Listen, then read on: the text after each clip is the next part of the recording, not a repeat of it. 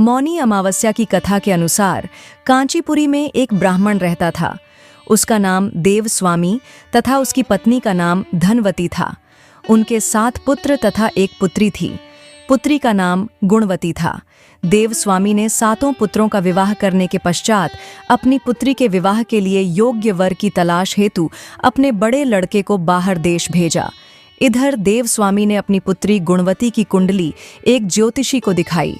ज्योतिषी ने गुणवती की कुंडली देखकर कहा कि विवाह होते होते ही यह कन्या विधवा हो जाएगी। यह बात सुनकर देवस्वामी अत्यंत दुखी हुए और ज्योतिषी से इस योग के निवारण का उपाय पूछने लगे। ज्योतिषी ने उपाय बताया कि हे ब्राह्मण, सिंघल द्वीप में एक पतिव्रता महिला रहती है जिसका नाम सोना धोबिन है। अगर इस कन्या के विवाह से पहले सोना आपके घर आकर पूजन करे और अपना आशीर्वाद दे तो यह दोष दूर हो जाएगा। यह सुनकर देवस्वामी ने अपने सबसे छोटे पुत्र के साथ अपनी पुत्री को सोना धोबिन को घर लाने के उद्देश्य से सिंहल द्वीप जाने के लिए रवाना किया। वे दोनों समुद्र के तट पर पहुंचकर समुद्र पार करने का उपाय सोचने लगे, लेकिन उन्हें कोई उपाय नहीं सूझ रहा था। थक हार कर दोनों भाई बहन भूखे प्यासे एक वट वृक्ष की छाया में उदास होकर बैठ गए। उस वृक्ष के तने की एक खोह में गिद्ध का परिवार रहता था। उस समय वहां केवल गिद्ध के बच्चे थे। वे दिन भर भाई बहन को परेशान होते हुए देख रहे थे। शाम को बच्चों की माँ गिद्धनी उनके लिए कुछ आहार लेकर आई और उन्हें खिलाने लगी, लेकिन गिद्ध के बच्चों ने कुछ नहीं खाया और अपनी माँ से कहा, इस वृक्ष के नीचे आज सुबह से ही 2 भूखे प्यासे प्राणी बैठे हैं।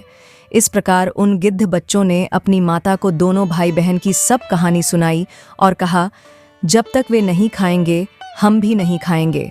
बच्चों की बात सुनकर उनकी माँ गिद्धनी को दया आ गई। गिद्धनी ने अपने बच्चों से कहा, तुम चिंता मत करो, कल सुबह मैं उन दोनों को सागर पार करवा दूंगी। बच्चे अपनी माता की बात सुनकर बहुत खुश हुए और खुशी खुशी उन्होंने भोजन ग्रहण किया। फिर गिद्धनी ने दोनों प्राणियों को देखा और उनके पास जाकर कहा, आपकी इच्छा मैंने जान ली है, आप लोग चिंता न करें, कल प्रातः मैं आप लोगों को समुद्र पार सोना धोबिन के घर पहुंचा दूंगी। गिद्धनी की बात सुनकर उन दोनों भाई बहन की चिंता कम हुई। दोनों को अत्यंत प्रसन्नता हुई। उन्होंने गिद्धनी को प्रणाम कर वन के कंदमूल खाकर रात बिताई। प्रातः होते होते गिद्धनी ने उन्हें सोना धोबिन के घर के पास पहुंचा दिया। वे दोनों पास के ही जंगल में झोपड़ी बनाकर रहने लगे। उन्होंने अपनी सेवा से सोना धोबिन को प्रसन्न करने का निश्चय किया। वे प्रतिदिन सुबह अंधेरे में उठकर सोना का घर झाड़कर लीप पोत दिया करते थे।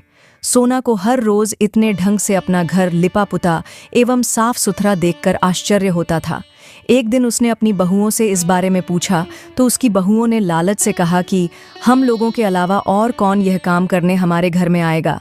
परंतु सोना को बहुओं की इस बात पर विश्वास नहीं हुआ और उसने एक दिन सारी रात जागकर घर की सफाई का सारा रहस्य जान लिया। उसने देखा कि एक कन्या उसके आंगन में आई और आंगन लीपने लगी।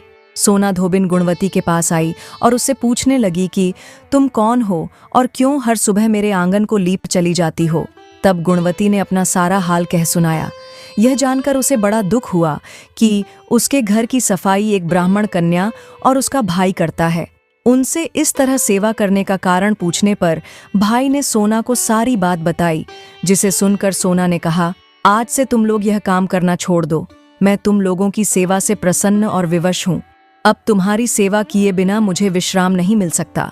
सोना उनके आग्रह पर गुणवती के सुहाग के लिए उन दोनों के साथ उनके घर जाने को तैयार हो गई। प्रस्थान करते समय उसने अपनी बहुओं से कहा कि यदि मेरी अनुपस्थिति में किसी की मृत्यु हो जाए तो उनके शरीर को नष्ट न करना। क्षण भर बाद दोनों अतिथियों के साथ वह कांचीपुरी पहुंच गई। सोना धोबिन ने ब्राह्मण के घर जाकर पूजन किया।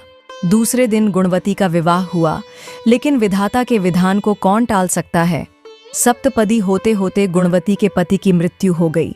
सोना ने अपने संचित पुण्य का फल गुणवती को दान कर उसके पति को जीवित कर दिया और उन्हें आशीर्वाद देकर वह सिंहल द्वीप के लिए रवाना हो गई। इधर संचित पुण्य क्षीण होने से सोना धोबिन के पुत्र और पति की मृत्यु हो गई। यह जानकर नया पुण्य संचित करने के उद्देश्य से वह रास्ते में एक जगह रुकी। नदी के तट पर स्थित एक पीपल के वृक्ष की छाया में भगवान विष्णु का पूजन किया और पीपल के वृक्ष की 108 परिक्रमा की। इस पुण्य के प्रभाव से सोना धोबिन का पति और पुत्र जीवित हो गए और उसका घर धन धान्य से भर गया। इस प्रकार निष्काम भाव से सेवा करने का उत्तम फल सोना धोबिन को प्राप्त हुआ। इसलिए मौनी अमावस्या का व्रत कर सभी भक्तों को पीपल के वृक्ष की 108 परिक्रमा करना चाहिए और साथ ही भगवान विष्णु सहित महादेव की भी पूजा अर्चना करना चाहिए। हे प्रभु, इस कथा को कहते, सुनते और हुंकारा भरते सब पर कृपा करना। हरे कृष्णा।